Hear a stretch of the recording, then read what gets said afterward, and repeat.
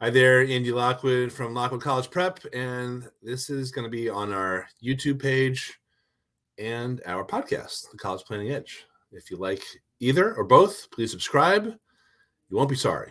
Well, you might be, but anyway, I want to talk about two conversations I just had back to back. I'm here in the office with clients. One was local, one was another one out in the great state of Texas. Both had the same questions. They're in 11th grade, and they are in the process of selecting their classes, their schedule for 12th grade. And I wanted to talk about class selection when it comes to college applications. So this video and audio is really for anyone who's choosing classes in 9th, 10th, or even 11th grades. So my questions to each of the clients was, before I answer your questions about what you should take, let me know what types of colleges you are gunning for. I actually knew that, but I just wanted them to confirm.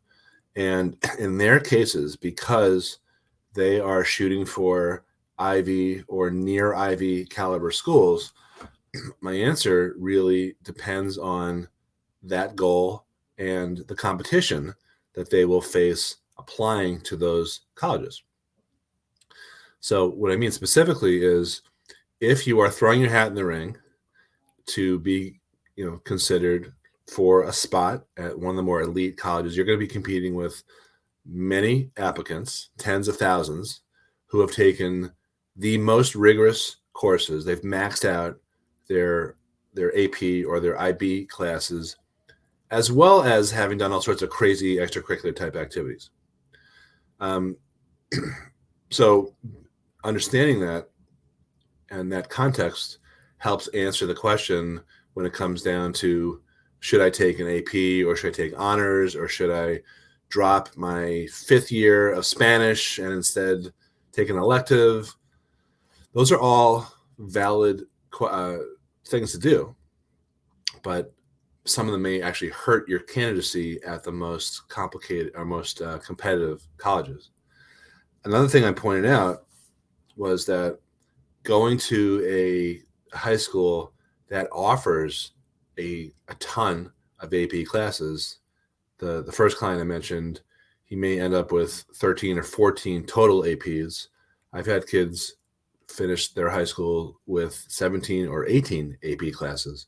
But the double-edged sword is that if you attend one of those high schools that offers a ton of AP classes, and you opt not to max out or come close to maxing out, you will be negatively compared against a kid from another high school that maxed out their APs or IBs at a high school that doesn't offer the ability to take as many of those, because it looks like in the former situation that you took it easy.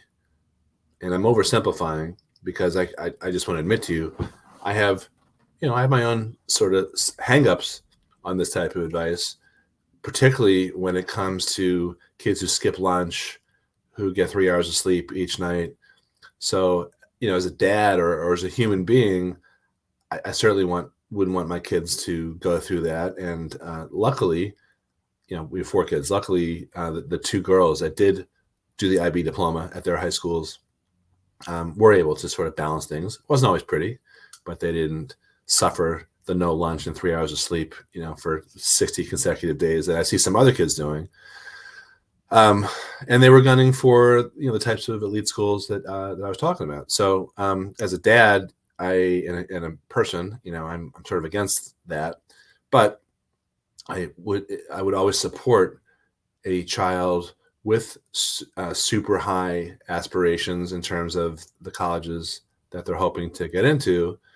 And that support means giving them the lay of the land and say, look, if you don't take that extra AP, you might get more sleep and you might have a better high school experience, but you also may not get into the college that you're hoping to get into, because you're not going to stack up quite as well. And I don't want you to have regrets about this process a year from now, because I'm just to time and date stamp this. This is February 9th. As I'm recording this, 2023. So I wouldn't want them in February of 2024 to look back and say to themselves, wow, I wish I'd pushed myself a little harder and taken that extra AP class. Maybe I would have gotten into the college that I just got rejected from. So those are my thoughts on what to take next year. Please, if you thought this is valuable, give us a good rating, subscribe, share this, talk to the guy at the deli about this. I'm sure he'd want to hear. Anything you can do to give us the feedback, because that helps us expand our reach and give more free content. This is really literally the same advice I give to clients who pay me, $15,000, $20,000 to hear this, and I'm giving it to you for free. It's not one-on-one, but it's the exact same advice, not holding anything back. So I hope you're enjoying the videos and the podcast, and I hope that you will continue to check us out if you want this valuable information. Thanks for watching and listening, and I'll talk to you soon. Bye-bye.